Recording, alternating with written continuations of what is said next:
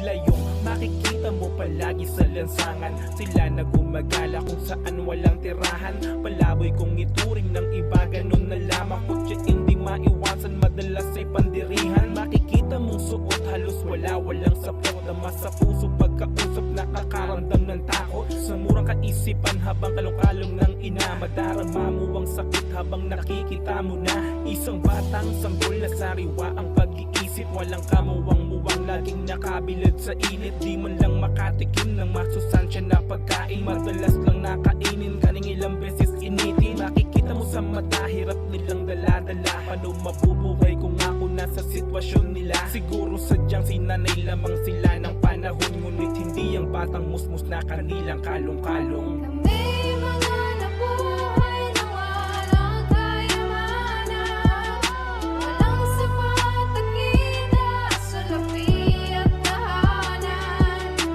Di nyo masisisi ang aming kalagayan, kaya nagagawa ng labag dahil sa kahirapan. Hindi nakapagtapos dahil walang sapat na kita. Hindi nakapas at nakaalis ng elementarya. Dahil kapos sa pera, walang trabaho si ama. Tinulungan ko na lamang si ina na magtinda. Maglakonin sa pagita, makaraos lang maghapo. Habang hawak ko sa kamay ang kapatid kong humahabol sa akin sapagkat gusto niyang makipaglaro. Pasensya na bunso, wala pang pera na buo pambili ng laruan sapagkat pera'y barya lamang. Kulang pa